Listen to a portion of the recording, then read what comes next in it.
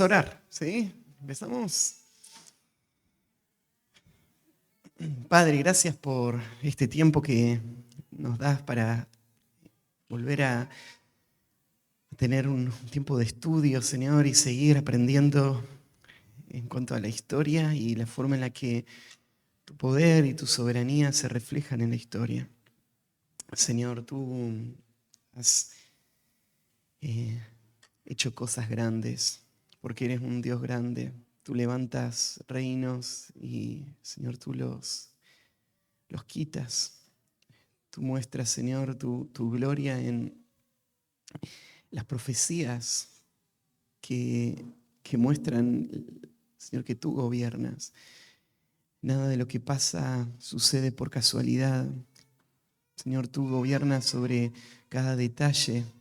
Y, Señor, aún en pueblos donde tu nombre no es escuchado, aún donde tu palabra no ha sido nunca predicada y nadie te conoce ni te busca, aún ahí, Señor, tu poder está obrando y tú vas a cumplir tu propósito en cada uno. Señor, nos asombramos de ver tu soberanía y tu grandeza. Y, Señor, a la vez nos llenamos de confianza al pensar en que no hay nada en nuestra vida que escapa de tu control. Y, Señor, que tú vas a cumplir tus propósitos de bien, que el único temor que debe haber en nuestro corazón es el temor a ti, el deseo de agradarte a ti, vivir de acuerdo a tu palabra. Señor, todo lo demás tú lo acomodas, tú lo usas para el bien de los que te aman. Ayúdanos, Señor, a creerlo. Danos, aún en este tiempo que vamos a pasar esta mañana estudiando la historia, danos la gracia de poder ver a través de las líneas de la historia y verte a ti, Señor. Y que cuando abramos tu palabra también sea como una daga, como una lanza que corta. Y, Señor, te ruego que sigas transformando nuestro corazón. Te amamos, queremos, Señor, que tu nombre sea exaltado en este mundo. Y te pido que ahora pueda ser exaltado en nuestros corazones. Ayúdanos a verte en tu trono exaltado. Ayúdanos a verte como tú eres y rendirnos a ti. En el nombre de Cristo Jesús. Amén. Bueno, vamos a seguir esta mañana con el estudio. Estamos avanzando, nos quedan un par de semanas para terminar. Y de nuevo esta semana no les pasé la tarea a tiempo. Esta mañana estaba mirando ahí y les mandé un link para que tengan de tarea para la semana que viene. Así que ahí vieron que les subí un videíto, tal vez una noche familiar, alguna noche de peli. Se miran, hay una de las películas que creo que captura lo que vamos a estar estudiando esta mañana, perdón, de una forma bastante acertada históricamente.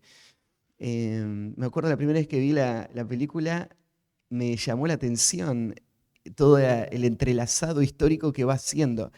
Así que mírala, no solo como entretenimiento, prestenle atención ahí a lo que vamos a estudiar esta mañana de los imperios y, y bueno, que puedas ver también a la obra del Señor reflejada ahí en esa película, ¿sí? Bueno, vamos a estudiar esta mañana en cuanto a Babilonia. Em, Creo que vamos a intentar en una sola clase apretar todo lo que hay para decir de este imperio que tiene tantas conexiones con la historia bíblica. Lo que estamos haciendo es solamente mirando a través de los ojos de la arqueología el mundo bíblico y estamos tratando de pintar un cuadro que vos puedas ver y te ayude a tener más luz para entender pasajes. No tenemos tiempo de ir a todos los pasajes que se relacionan con estas regiones, pero por lo menos vamos a pintar ahí un cuadro general. ¿Se acuerdan que la semana pasada terminamos de ver a Asiria? Y yo cerraba explicando cómo fue la caída de Asiria. Ese imperio tan poderoso, con una ciudad legendaria, los profetas dijeron que iba a ser destruido. Y aunque parecía algo imposible, Dios lo cumplió. Y lo cumplió con parte de la historia que vimos la semana pasada. ¿Se acuerdan que mencioné que cuando Ezequías recibió la comitiva que venía de Babilonia, él le mostró todo lo que había ahí en su reino? Y después de eso Isaías va a advertir que por ese acto de orgullo, de no darle a Dios la gloria por lo que había pasado, ahora todo lo que había en Jerusalén iba a ser llevado a Babilonia. Y para ese momento Babilonia no prometía ser nada especial. No es que Babilonia era un imperio grande, pero los eventos que van a seguir van a terminar poniendo a Babilonia en esa posición. Y Babilonia va a ser el próximo imperio en la línea de los poderes más grandes que este mundo conoció.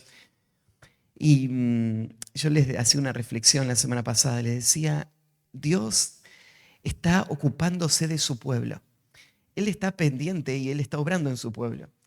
Y para poder hacerlo, Él mueve todas las demás piezas. Por ejemplo, para castigar a Israel por la soberbia de este rey, Él levanta un gran imperio. Y este imperio va a servir para muchas otras cosas en la nación de Israel, pero uno ve cómo Dios está obrando alrededor de un solo propósito, el plan de redención. Todo lo demás es funcional a ese gran propósito. Así que vamos a ver ahora cómo fue que se forjó este imperio y qué relación tiene con las tierras bíblicas, con la historia bíblica. El hombre clave para formar este imperio, no lo conocemos tanto, nos suena su nombre un poquito, pero lo conocemos más a su hijo.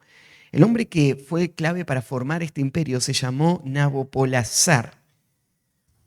Él fue el general que logró una alianza con los medos y lograron lo que se había propuesto cuando mandó la comitiva ahí a Jerusalén, conseguir aliados para poder derrocar a Siria. Siria era el gran problema de la región. Así que lo que hicieron fue, junto con los medos, se organizaron y armaron ejércitos y lograron destruir toda Siria. Y después de que Asiria cae, ese vasto territorio se va a dividir. Y los babilonios van a agarrar toda la zona de Mesopotamia y los medos van a agarrar toda la región que controlaba Siria del río Tigris hacia el este. Así que en una cuestión política y en una división bastante arbitraria, ellos dividieron todo y ahora, sin la amenaza de Asiria, estos imperios empiezan a crecer, especialmente los babilonios. Nabopolassar fue el conquistador, fue el que inició la era de Babilonia, la nueva era de Babilonia, pero el que conocemos fue a su hijo Nabucodonosor. Lo conocemos porque con todas las herramientas que le dejó su papá, Nabucodonosor va a lograr seguir adelante con las conquistas, estabilizar su reino y hacer su reino de uno de los reinos más gloriosos de toda la historia del mundo. Uno de los elementos más conocidos de este imperio es la ciudad misma de Babilonia. La ciudad de Babilonia fue en el mundo antiguo una joya muy poco común. O sea, lo que se logró armar ahí en cuestión de infraestructura, el lujo que había en esa ciudad, no se ve en los pueblos antiguos. Nabucodonosor hizo algo majestuoso, algo tremendo. De hecho, uno de las 7 maravillas del mundo antiguo estaban ahí en Babilonia. Se conocen como los jardines colgantes. Y estos jardines colgantes no era que estaban colgados, pero la ciudad estaba construida con terrazas enormes en los palacios, en donde crecían árboles de hasta 30 metros de alto. O sea, estas terrazas eran tan llamativas porque para poder tener estos jardines se necesitaba una logística que era tremenda para su época. Una de las cosas que hizo posible esto fue los sistemas de irrigación que lograron construir, que permitía levantar con bombas agua a mayores alturas y entonces mantener todas esas regiones, todas esas zonas húmedas. Y entonces, en una zona que es un desierto, por la fuerza y el ingenio y todas estas herramientas de la tecnología, se logró hacer que sea un jardín como pocos del mundo. Así que la ciudad de Babilonia fue una ciudad majestuosa. Ahí en el apunte yo les puse algunos datos de esta ciudad. Eh, Tal vez para señalar las murallas de esta ciudad. Eran colosales. Todas las ciudades del mundo antiguo tenían murallas, pero esta era una muralla tremenda, era una doble muralla, de hecho. Muchos pueblos de aquellos tiempos hacían esto, ¿no? Hacían algo así como un terraplén muy amplio, y de arriba del terraplén, en la punta, le ponían toda como una corona, una muralla sobre esa. Entonces la muralla de Babilonia tenía 17 kilómetros de largo y 8 metros de ancho. Y tenía dos murallas, la exterior tenía 8 metros y la interior tenía 7 metros. La muralla estaba, alrededor de la muralla distribuidas una serie de puertas que daban acceso y que a la vez eran majestuosas. Lo que ustedes ven ahí en la fotito del apunte, si lo tienen, es no una maqueta, sino que de hecho es una reconstrucción con las piedras mismas de la puerta que estaba en la entrada principal de Babilonia. Esta fotito es una foto del Museo Británico, porque toda esta puerta fue trasladada en piezas hasta este museo donde se armó. Ustedes pueden ver ahí abajo personas caminando y tener una idea de la magnitud de estas puertas. No solamente vos ves el tamaño, pero ves también la decoración. En el mundo antiguo no había materiales baratos que se ven lindos como hoy, ¿no es cierto? Todos estos materiales, poder dar esos colores, esas formas, era algo sumamente difícil, ¿no? Entonces, esta es una puerta que refleja la magnificencia de estas ciudades. Es una ciudad tremenda. Algo muy interesante de esta puerta, esta era la puerta principal por donde entraban todas las procesiones. Cada vez que en la ciudad se hacía, por ejemplo, una marcha para recibir a un ejército victorioso, esta era la puerta donde entraban y se celebraba todo esto.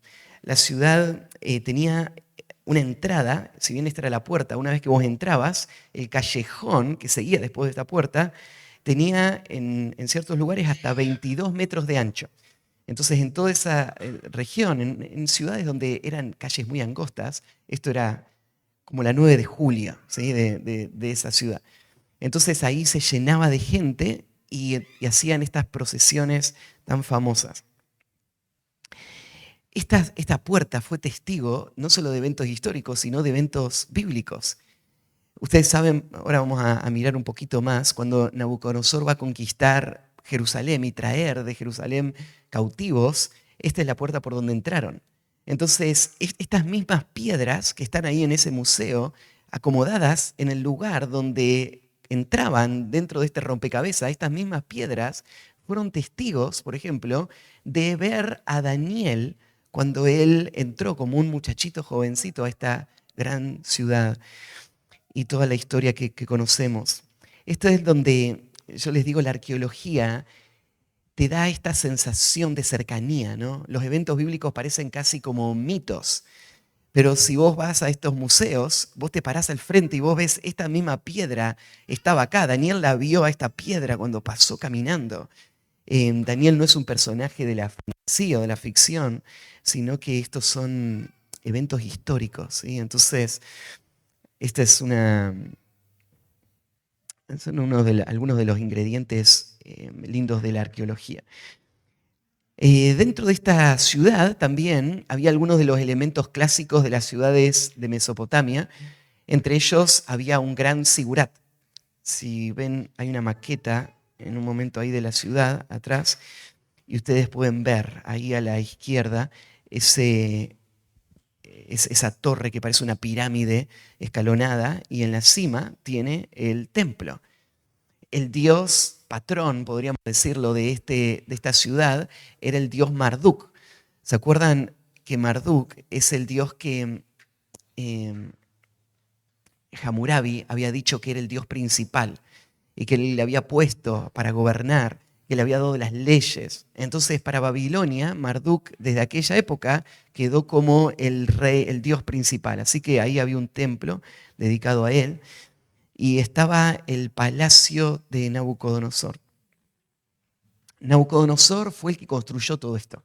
Su papá fue el que hizo las conquistas, él fue el que administró y llevó a esta ciudad a este grado de gloria. Tal vez algunos de ustedes recuerdan que esta gloria va a terminar siendo un tropiezo para Nabucodonosor. Porque en un momento, él, en el libro de Daniel, vemos cómo mira todo eso que él había construido y él cree que él lo había hecho. Y él dice, ¿no es esta la gran Babilonia que yo construí con la fuerza de mi brazo y con mi sabiduría? Y este es el gran problema del corazón del hombre. No reconoce quién está en control. Nabucodonosor se dio cuenta en ese momento que él era un simple peón siendo movido en una mesa donde Dios está llevando a cabo un plan. Y Nabucodonosor no tiene nada de sabiduría propia, no tiene nada de capacidad propia. Él no podría haber alineado todos los eventos que hicieron que él llegue hasta este punto. Todo eso que pasó fue solamente obra de Dios. Dios hizo crecer esta gran metrópolis. No fue la capacidad de un hombre. Esta es la locura del corazón del hombre, que al no reconocer la soberanía de Dios, se apoya en su propia sabiduría y cree que lo que él logra fue por su propio mérito. Cuando vos ves a alguien poderoso, vos tenés que reconocer esto. No hay poderosos. Todos somos polvo. Lo que hay son propósitos soberanos de Dios que exalta o humilla. La persona más baja, con menos capacidades y con menos recursos, no está ahí porque de alguna manera es menos que otros. Dios hizo al rico y Dios hizo al pobre. Dios se glorifica en ambos. Dios cumple su propósito en toda la creación. Entonces Nabucodonosor, en su locura, desafió a Dios con esto. Esto es lo que yo hice. ¿Y se acuerdan? Tuvo un sueño. Había tenido un sueño. Daniel se lo había interpretado. Y entonces el día que él dijo esas palabras, se escuchó la voz del cielo y que dijo, eres arrojado de entre los hombres y vas a estar por 7 años viviendo como un animal.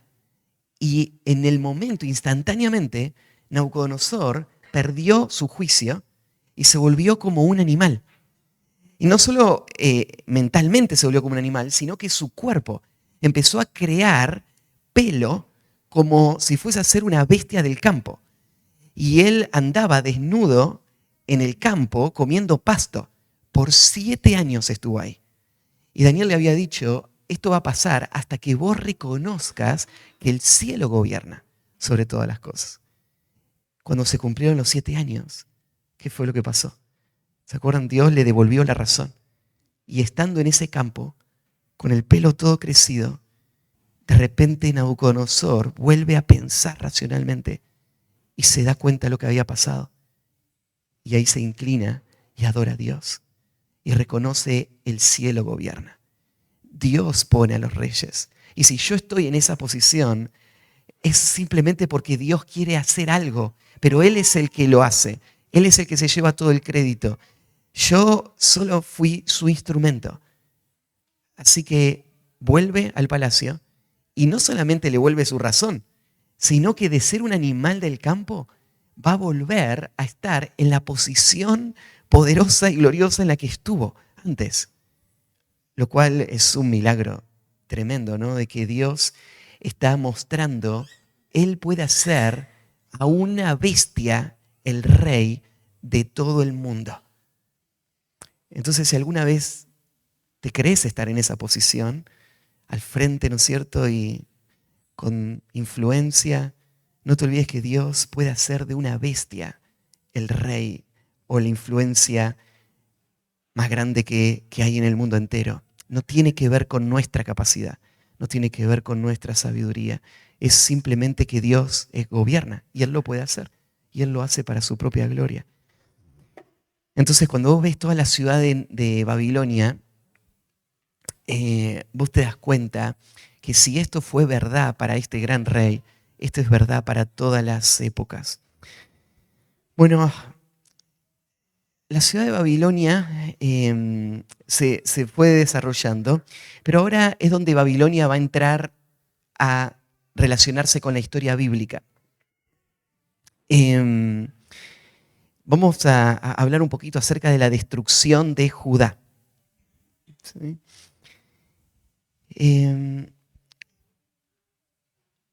Cuando Nínive cayó en el 612 antes de Cristo y se dividieron el reino, pasó un tiempo hasta que se fortaleció Babilonia y llegó hasta Judá. Pero en el medio pasó algo más ahí en Israel que hay que mencionar. Hay una historia bastante triste de algo que pasó cuando Asiria estaba a punto de caer.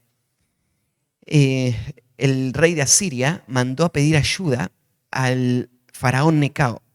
Necao era el nombre, y Faraón armó un ejército y salió para ayudar a Asiria del ataque de los babilonios. Yo les conté que Israel estaba en el medio del paso. Todo lo que pasaba en el mundo antiguo de alguna manera afectaba a Israel, porque Israel fue puesta por Dios en la cima de un monte. Sobre la mesa fue puesta para que alumbre. Entonces, claro, Faraón para llegar a Asiria tenía que cruzar por el territorio de Israel. Él no tenía planeado atacar a Israel, simplemente ir a ayudar a los asirios, pero en el camino Josías, que era un rey piadoso, un rey que había traído un gran avivamiento a la nación, va a terminar muy mal porque decide ir a atacar a Faraón. Y Faraón le advierte y le dice, yo no tengo nada con vos, no te vengo a destruir, no me hagas matarte. Y él no escucha y ataca y muere. Es un final trágico para alguien que había mostrado tanto celo por Dios y tanta sabiduría en otras áreas. Y la historia de Josías nos recuerda que aún hombres que aman a Dios y que viven para Dios pueden cometer grandes errores. Este error no tuvo que ver con la idolatría, tuvo que ver con la imprudencia que le llevó a perder su vida. Al final, Josías muere, entonces Faraón queda al control de Jerusalén y de todo Israel. Lo que hace es poner al hijo de Josías a cargo. Él no tenía grandes planes para esta región, pero ahora él ganó la batalla, así que él queda ahí como influencia y lo pone a pagar tributos. Así que ahí, técnicamente, Israel pasa a estar bajo el dominio de Egipto. por un periodo de tiempo. Lo que va a pasar unos años después es que Nabucodonosor, después de organizarse y fortalecerse, él va a empezar a extender su reino y va a tener ahora un enfrentamiento con los egipcios. Este primer enfrentamiento va a ser un enfrentamiento en una tierra neutra. Entonces Nabucodonosor va a lograr ganar esa batalla. Así que después de esa primera batalla, todo lo que Egipto controlaba fuera del río Nilo pasó a ser parte de Nabucodonosor. Egipto, como nación, era muy difícil de conquistar por las características geográficas, por cómo estaba armado el país. Egipto nunca había sido conquistado antes. Así que lo que hizo Faraón fue retroceder y proteger su lugar allá en la zona de Egipto. Pero todo el resto lo perdió. Y Nabucodonosor, entonces ahora pasa a ser el que gobierna Israel sin haber peleado contra Israel. Para este momento todavía Israel no había sido atacada. Las ciudades no habían sido destruidas, nada de eso. Pero ahora Nabucodonosor queda en control. Como queda en control, él ahora empieza a administrar esta región y lo que hace es, como parte de su política, él toma a los hombres más brillantes de Israel, a la nueva generación, a los que iban adelante, y los agarra y se los lleva a Babilonia para entrenarlos y usarlos en su corte para sus propósitos. Esto es lo que pasó con Daniel. Cuando Daniel es llevado a Babilonia, no fue llevado porque Jerusalén haya sido destruida. Nosotros tenemos un librito de niños con historias infantiles que cuenta la historia de Daniel y la primera hojita te muestra a Daniel siendo cautivo, así con esposas, y se ve atrás todos los edificios rotos y prendido fuego. Y los que arman las historias de los niños suelen ser buenos dibujantes, pero no buenos maestros bíblicos. Suelen ser un desastre las historias, el librito de historia de niños. Todos sus conceptos teológicos suelen estar muy distorsionados y a veces los detalles históricos no son correctos, ¿sí? Entonces, cuando vos lees tu historia a los niños, lo que yo suelo hacer es uso las fotitos, pero le cuento yo la historia sin leerles nada de lo que dice el librito, porque usualmente los libritos no son muy confiables. Entonces, no, cuando Daniel fue llevado, no fue destruida Jerusalén, ni Daniel fue llevado en cadenas, ¿sí? Lo que fue, esto es una nueva región que Nabucodonosor agrega a su dominio. Ellos van a pagar tributo, pero él trae a estos hombres para que su corte sea beneficiada con la sabiduría y las habilidades de aquellas personas. Entonces, hay un cuadrito ahí en el apunte donde ustedes ven que, de hecho, Nabucodonosor va a relacionarse con Jerusalén en 3 ocasiones. La primera es en el 605 a.C., que esto es el momento en donde Daniel va a ser llevado, ¿sí? Entonces acá no se pelea, nadie muere, nada se destruye, solo hay un cambio de autoridades.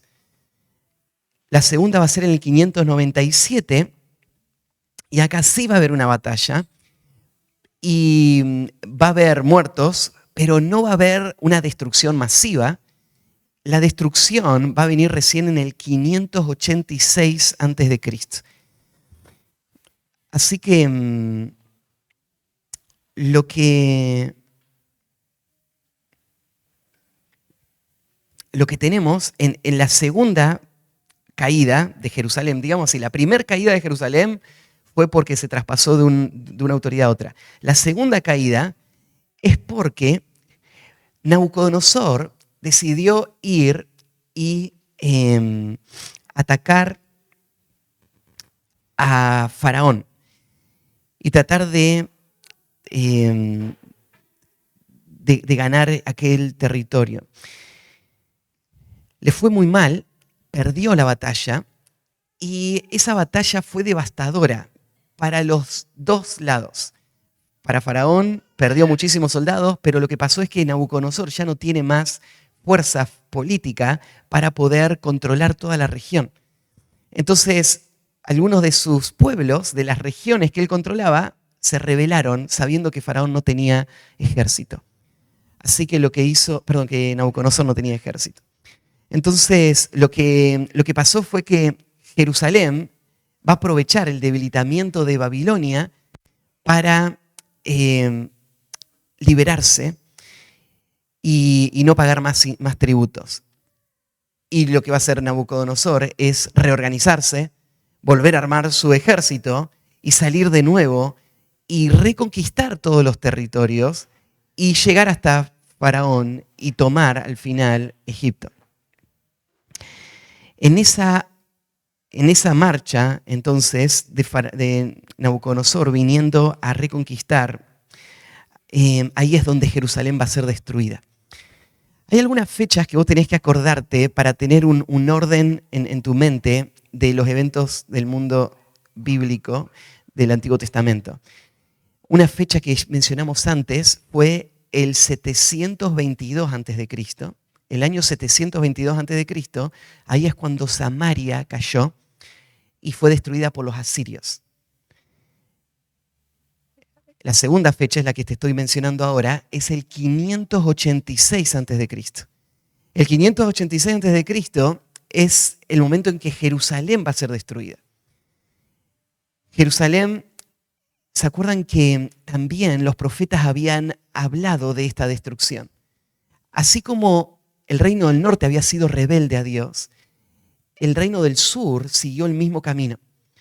Y aunque hubo algunos buenos reyes que trajeron avivamientos, en general la nación siguió en idolatría y en apostasía. Entonces al final Dios castigó a Israel con los babilonios. Y el castigo fue sumamente severo. La destrucción de Jerusalén es una de esas páginas oscuras de la historia del pueblo de Dios porque fue atroz. La cantidad de gente que fue asesinada y en ese momento todo Jerusalén fue destruido completamente. Todas las murallas fueron tiradas, todos los edificios fueron quemados. Entonces, entre otras cosas, este fue el final del templo de Salomón. El templo que había sido construido como uno de los templos más gloriosos de toda la historia, en donde estaban los elementos sagrados, el arca del pacto y todos los demás elementos, fue destruido y todo fue llevado a Babilonia. Todos los utensilios del templo terminaron en el tesoro de la ciudad de Babilonia. Ustedes recuerdan que en Daniel hay un evento al final en donde el rey va a mandar a traer todas las copas que se habían traído del templo de Salomón para celebrar una fiesta y usarlas para tomar vino. Y esto va a ser parte del juicio que Dios va a traer para que caiga Babilonia. Pero bueno, ahí tenemos la destrucción del templo en el 586. Esta caída de Jerusalén había estado anunciada desde el tiempo de Moisés. Casi 1000 años antes, Moisés había escrito lo que iba a pasar con su pueblo si ellos no obedecían la ley. Y en esa descripción, él habló de ser llevados a otro lado y también habló de que si en ese castigo ellos se arrepentían, iban a ser traídos de vuelta a su nación. Esto parecería algo totalmente imposible. Nunca pasó en toda la historia de los pueblos antiguos, pero Dios va a cuidar a su nación ahora allá en Babilonia. El reino del norte, cuando fue destruido por los asirios, fue disperso y fue erradicado completamente. Lo que hicieron los asirios fue desparramar a todos los judíos en toda Babilonia, en toda Mesopotamia, perdón, y traer gente de afuera para que venga a vivir y mezclar a todo el pueblo. Entonces lograron desaparecer todo el reino del norte, pero los babilonios no hicieron eso. Lo que hicieron los babilonios fue matar a todos los que generarían resistencia, todas las familias reales, todos los hombres jóvenes, todos los que podrían levantarse en algún momento y resistirles, los aniquilaron a todos. Pero dejaron ahí lo que no servía. Dejaron ahí en su mente, ¿no? Dejaron ahí a los viejos, dejaron ahí a gente enferma, dejaron ahí todo eso y se llevaron una gran parte de la población a Babilonia. Este sería el tercer grupo que va para Babilonia. Estos sí van en cadenas, estos sí son llevados a Babilonia en esas condiciones, y a partir de acá va a comenzar el periodo de juicio que Dios había anunciado para Israel, que por 70 años iban a estar fuera de su tierra. Así que ahí empieza, el 18 de julio del 586, empieza a contar el reloj divino estos 70 años. Porque 70 años después los profetas habían anunciado que Israel iba a ser traída de vuelta a su tierra para reconstruir todo. Así que esto es Babilonia, ¿sí? Hasta acá vimos cómo Babilonia va ampliando su territorio y la relación que tiene con Israel. Ahora, ¿se acuerdan que yo con los asirios ya les expliqué esto? Dios levanta imperios como el asirio y el babilonio para que le sirvan a él. Y él los usó para castigar a su pueblo. Pero su pueblo tiene una bendición y tiene una protección especial de Dios que va a estar ahí hasta el final de los tiempos. Entonces, cuando una nación se levanta contra Israel y ataca al pueblo de Dios, lo que va a esperar es el juicio de Dios. Dios va a maldecir a los que le maldicen. Y los profetas anunciaron la caída de Babilonia. Ahora, anunciar la caída de Babilonia era, de nuevo, algo que era imposible de imaginar. ¿Cómo podría darse? Si vos mirás lo que era la ciudad, era una ciudad indestructible. Las características que tenía la ciudad, el poder que tenía la ciudad, la economía de esa ciudad, hacía totalmente inimaginable cómo podría jamás ser destruida esa ciudad. Pero los profetas nos dieron muchos textos en donde anuncian la caída de Babilonia. La razón por la que va a caer Babilonia, van a decir ellos, no es solo porque ellos destruyeron a Israel, sino porque se alegraron al destruirla. Lo que hicieron fue totalmente aberrante. No fue solamente un ataque, sino que fue un ataque sumamente despiadado. Entonces ahora Dios va a tratarlos a ellos de la misma manera en que ellos trataron al pueblo de Dios. Entonces, así como ellos abrieron los vientres de las mujeres y mataron a sus hijos contra las piedras, los hijos de Babilonia van a sufrir las mismas cosas. Dios va a dar retribución. Entonces, tenemos en el Antiguo Testamento varios pasajes que hablan de esto. Quiero mostrarles dos pasajes para que vean algo de las profecías bíblicas y el tono y la claridad de las profecías bíblicas. Miren Isaías capítulo 13. Isaías 13, versículo 17.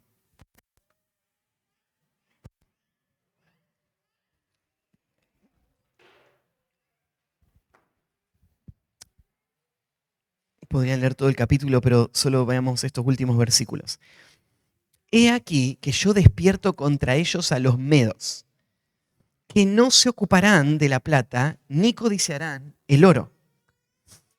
Con arco tirarán a los niños, y no tendrán misericordia del fruto del vientre, ni su ojo perdonará a los hijos.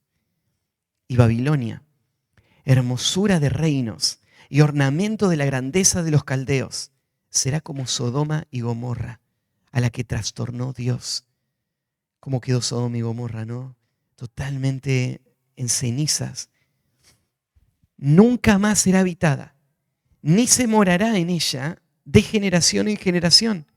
Ni levantarán allí tienda el árabe, ni pastores tendrán allí majada, sino que dormirán allí las fieras del desierto, y sus casas se llenarán de hurones. Allí habitarán avestruces, y allí saltarán las cabras salvajes. En sus palacios aullarán hienas, y chacales en sus casas de deleite. Y cercano a llegar está su tiempo, y sus días no se alargarán.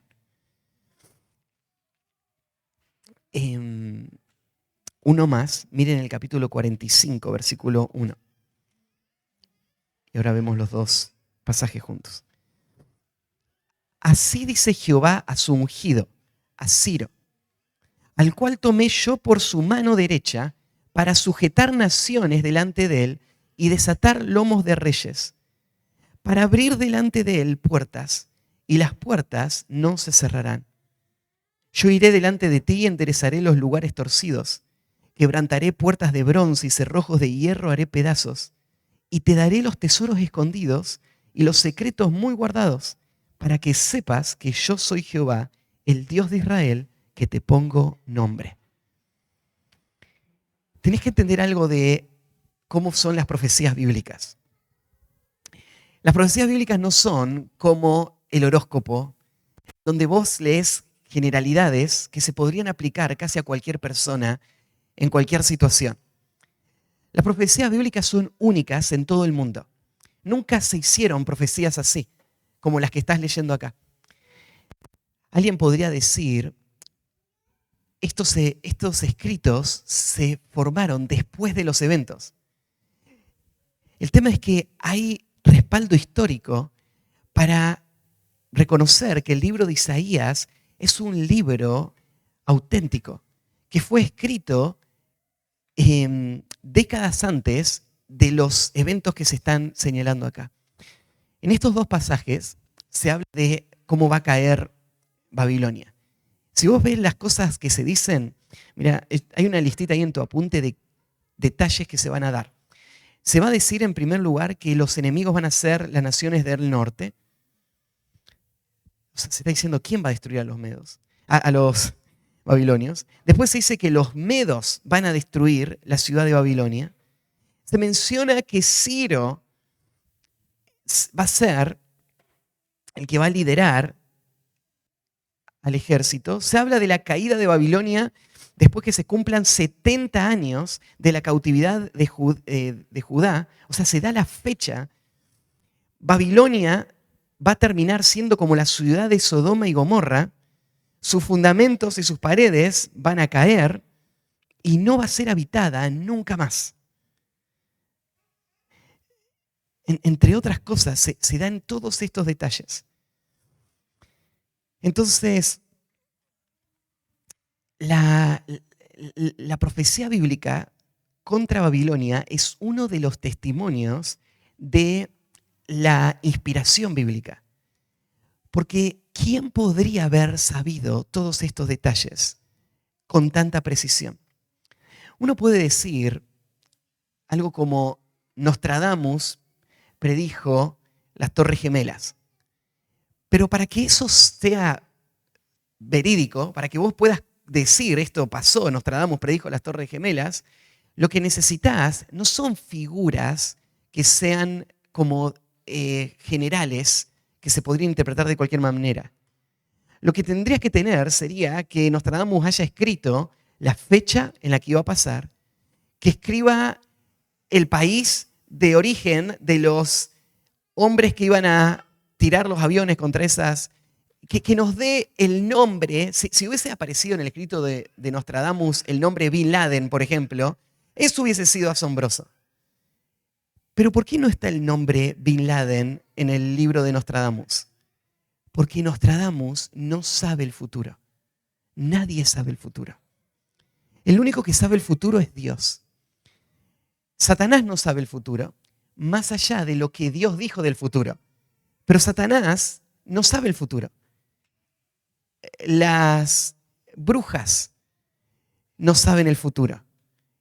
Los que hacen adivinación no saben el futuro. Nadie sabe el futuro. Ahora decís, ¿cómo no saben el futuro si hay cosas que dicen y pasan? Bueno, porque aunque no saben el futuro, Satanás puede hacer lo que él dice que va a pasar. Entonces él puede decir, te va a chocar un auto, y puede hacer que un auto te choque. Pero no porque Satanás sepa que te va a chocar un auto, sino porque él tiene influencia sobre este mundo de muchas maneras. Entonces él puede crear cosas, pero él no puede saber lo que va a pasar. Satanás vive en el presente, igual que todos nosotros. El único que sabe el futuro es Dios. Por eso la profecía bíblica es un testimonio irrefutable de la procedencia divina de este escrito. Porque solo Dios podría haber dicho estas cosas. Dios dice todos estos detalles y sucedieron. De forma especial me llama la atención Isaías 45, en donde se habla de Ciro. Porque se dicen cosas que hay que poner un poquito de atención. Mirá, dice que Jehová habla de Ciro como su ungido. Dice que Dios lo tomó a Ciro y Dios va a darle a Ciro naciones. Va a abrir delante de él las puertas. Fíjate lo que Dios está diciendo de Ciro. No es solamente que Ciro va a poder destruir a los pueblos, sino dice que Dios va a darle las naciones como si la puerta estaría abierta. Imagínate un ladrón que llega, ¿no es cierto? Y encuentra que no hay nadie en casa, la puerta está abierta, los cajones están ahí a la vista, el sobre con todo el dinero está ahí. Entonces, no lo podrían haber hecho más fácil. Esto es lo que le pasó a Ciro cuando esto es lo que dice Isaías que le va a pasar a Ciro cuando él conquiste los reinos que él va a conquistar, especialmente cuando él conquiste Babilonia. Dios le va a dar una puerta abierta donde Ciro va a entrar y se va a quedar con todo. Le dice que Dios iba a ir delante de él y Dios iba a darle estas victorias. Le iba a dar todos los tesoros que estaban guardados. Y dice, yo soy Jehová, el Dios de Israel. Bueno, para que sepa que yo soy Jehová, el Dios de Israel. O sea, Ciro va en algún momento a saber que todo lo que él hizo, no lo hizo él por su propio mérito, sino que Ciro lo hizo porque Dios lo hizo a través de él. O sea, lo que está diciendo este pasaje de Isaías es que en algún momento Ciro se iba a sentar con alguien que le iba a abrir el libro de Isaías y le iba a mostrar que su nombre estaba escrito en el libro de Isaías. Y le iba a mostrar todo lo que él hizo y Ciro iba a reconocer el Dios de Israel es el Dios verdadero. Por todo lo que Dios dijo de él y todo lo que él hizo. Ciro no conocía a Dios antes de eso, pero Dios quiere que Ciro conozca que él gobierna. Ahora, ¿Ciro iba a ser salvo? Eso no lo sabemos. ¿Nabucodonosor fue salvo porque él dijo que el cielo gobierna? No necesariamente. Una cosa es decir el cielo gobierna, otra cosa es rendir mi vida a la autoridad del cielo. Los demonios creen y tiemblan. Nabucodonosor tembló, Ciro tembló delante de Dios. Pero la historia no muestra ningún indicio de que se hayan convertido verdaderamente, ¿sí? Y me llama la atención la última expresión. Para que sepas que yo soy Jehová, el Dios de Israel, que te pongo nombre. O sea, alguien en un momento dijo, este niño se va a llamar Ciro. Pero atrás de ese alguien hubo otro que había decidido que él se llame Ciro. Ahora vos decís, pero entonces la persona que dijo que se iba a llamar Ciro, ¿escuchó una voz? ¿Hubo una revelación especial? No. Pero esto es otra evidencia de cómo Dios gobierna sobre todos los detalles, aún sobre el nombre Ciro. Dios dijo, a ver, ¿qué nombre le puedo poner a este que lo voy a usar para hacer una gran obra, para que todos sepan que fui yo el que lo hice, voy a decidir qué nombre le voy a poner y voy a decir a todos qué nombre le voy a poner. Así que Dios eligió el nombre Ciro, que hoy es tan conocido en la historia del mundo. Dios lo eligió ese nombre para que el nombre Ciro sea un recordatorio de su autoridad y su soberanía sobre toda la historia. Dios le puso nombre. Así que esto es lo que Dios dice que va a pasar con Babilonia. ¿Pasó? Podés saber que sí pasó. Todo lo que Dios dice pasa. Nada falla, ¿no? Así que lo que pasó fue que murió Nabucodonosor. Y hay una regla que no sé si es absoluta, espero que no la sea, pero muchos han observado esto con el crecimiento de instituciones. Uno es el visionario, otro es el administrador y el próximo es el despilfarrador y el que destruye todo, ¿no? Ese es el ciclo de todas las organizaciones. Espero que no sea real, ¿no es cierto? Porque en ese caso yo sería como el administrador de cosas que mi papá empezó. Así que no lo miren a Josi, no. Pero pasó en Babilonia. Nabopolassar fue el conquistador. Nabucodonosor fue el administrador. El tercero, Nabónido, se fue el tercero, todo se parecía a su nombre, ¿no? Nabónido fue el que terminó despilfarrando y destruyendo todo Babilonia. En realidad, a Nabónido no le interesaba nada del imperio. A él estaba interesado en otras cosas. A él le gustaba la arqueología. Así que él se pasaba viajando y la administración empezó a decaer. Y él lo dejó a su hijo a cargo de administrar la ciudad de Babilonia. Su hijo era un hombre joven, impulsivo, había crecido en la cuna real, orgulloso. Así que en él se va a terminar de concretar toda esta profecía. Y bueno, la historia secular nos cuenta cómo fue la caída de Babilonia. La historia bíblica no. La historia bíblica, en la historia de Daniel, nos cuenta la sucesión de los eventos, pero no nos cuenta los detalles. Entonces la historia secular nos cuenta cómo fue la caída de Babilonia. Los ejércitos, Persia había logrado dominar a los medos y se había creado una nueva cultura, la cultura medo-persa. Los medos fueron para los persas lo que los griegos fueron para los romanos. Fueron la cultura.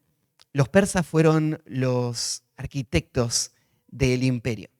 Fueron los que hicieron que pueda desarrollarse. Entonces, la cultura medo-persa empezó a crecer y trajeron el ejército para atacar a Babilonia. Babilonia era una ciudad impenetrable, ¿no? Yo le decía, las ciudades dependían de agua y comida para sobrevivir a un asedio.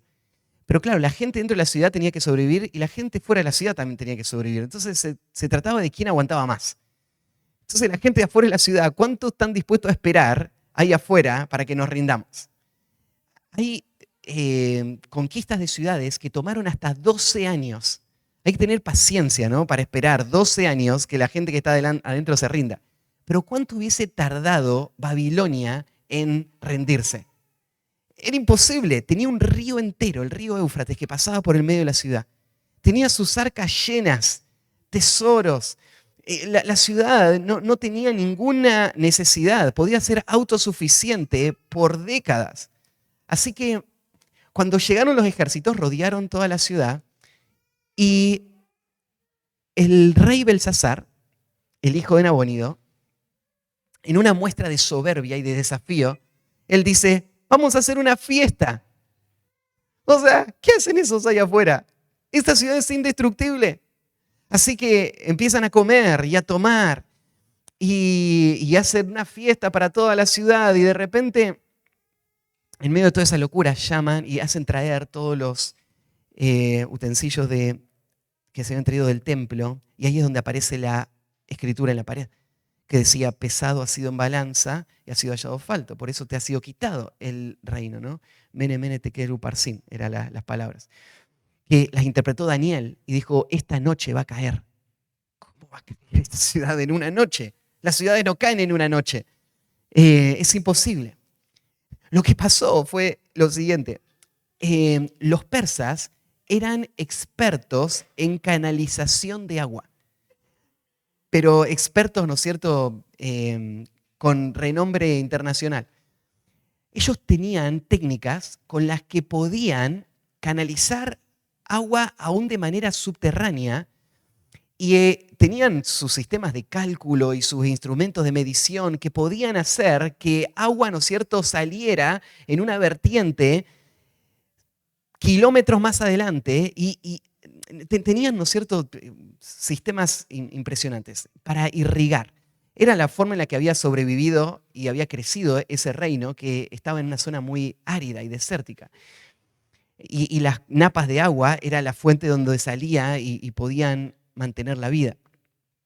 Entonces, un día, el general está rodeando la ciudad y se le ocurre algo. Él dice, ¿cómo no se me ocurrió antes? El río Éufrates cruzaba por el medio de la ciudad, ¿no? Lo único que tenían que hacer, lo que se le ocurrió a él, fue ir más arriba en el cauce del río y desviar todo el río Éufrates. Ahora, desviar todo el río Éufrates es algo que ninguna nación jamás podría haber hecho más que los persas. Pero ellos fueron capaces de hacerlo, así que planearon cómo hacerlo y en medio de la noche lo que hicieron fue crear ese dique que desvió todo el río Éufrates. Al desviar todo el río Éufrates, la altura del río bajó y por debajo de la pared, por donde entraba el río, se abrió una puerta. Que Dios le abrió a este hombre que se le ocurrió la idea de cómo entrar sin resistencia. Así que, bueno, corrieron, se abrió la puerta y ellos entraron caminando adentro de la ciudad de Babilonia, todo el ejército. Y cuando entraron, toda la ciudad de Babilonia estaba en una fiesta. No había resistencia. Así que entraron como chancho por su casa, dicen, ¿no es cierto? Mataron a los líderes y se quedaron con la ciudad. Tal como Dios lo había predicho. No solo esta profecía se cumplió, la otra pregunta en cuanto a la profecía es, ¿qué pasa con el resto de las profecías? Cuando entró Darío a la ciudad,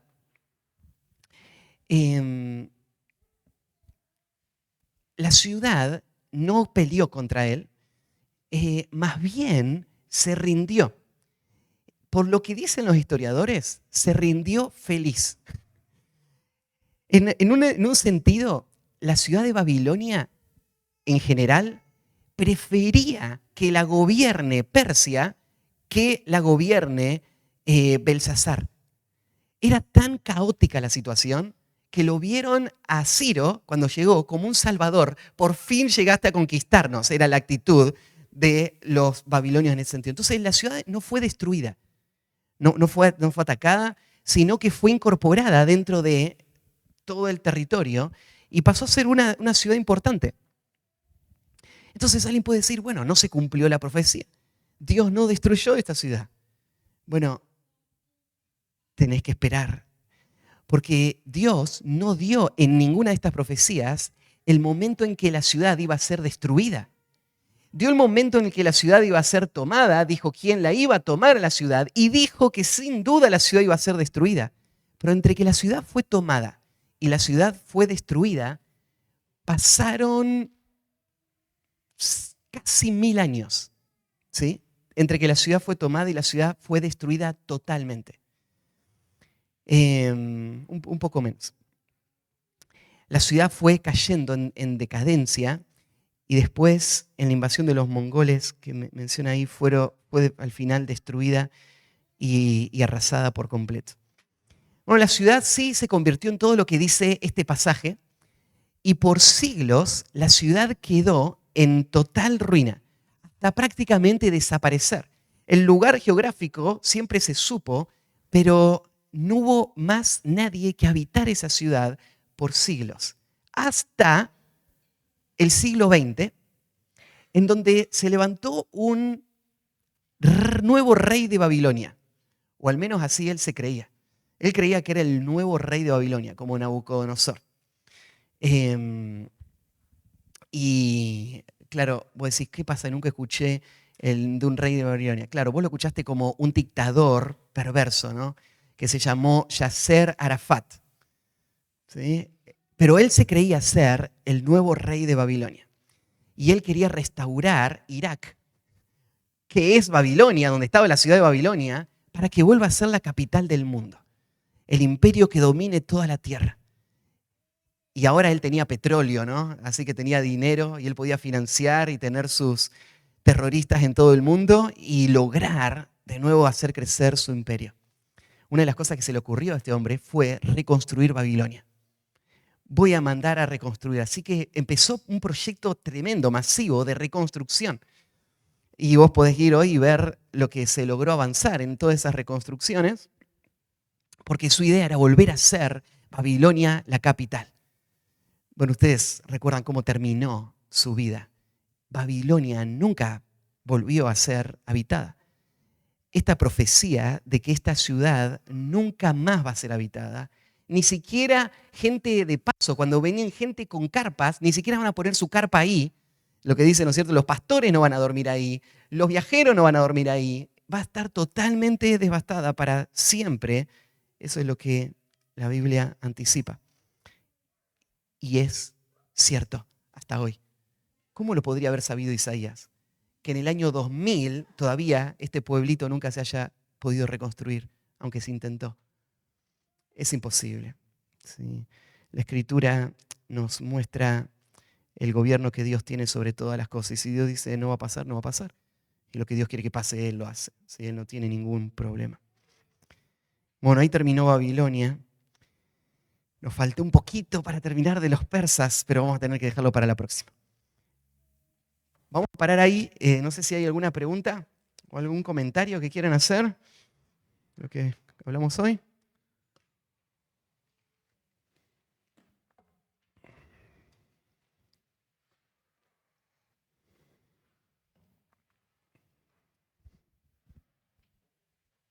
¿No? Dale, vamos a terminar entonces. Oremos. Padre, gracias por esta mañana, porque hoy también pudimos ver un destello más de tu grandeza y tu gloria. En nuestro corazón, mi corazón, se conmueve, Señor, al pensar en tu grandeza y tu soberanía y poder. Y me siento tan avergonzado por dudar de esa soberanía cuando situaciones llegan que yo no esperaba. Y, Señor, olvidar de que tú gobiernas. Señor, me avergüenza el pensar en mi incredulidad, las dudas. Y, Señor, te pido que sigas afirmando mi corazón. Ayúdame, Señor, a confiar en ti en todo momento, en toda situación. Ayúdame, Señor, a que pueda seguir también siendo un heraldo fiel, como lo fueron los profetas, y que yo pueda hablar con seguridad tu palabra, porque tu palabra no va a volver vacía. Todo se va a cumplir, ni una jota ni una tilde va a dejar de cumplirse, porque tú gobiernas la historia, tú sabes todo y tú haces todo lo que quieres. Y, Señor, ayúdame a confiar en tu palabra, como lo hizo Daniel, los demás profetas. Señor, glorifica tu nombre en nuestro tiempo. Muéstrale al mundo que tú gobiernas, que tú eres Dios. Y ayúdanos a ser tus testigos también. En nombre de Cristo Jesús. Amén.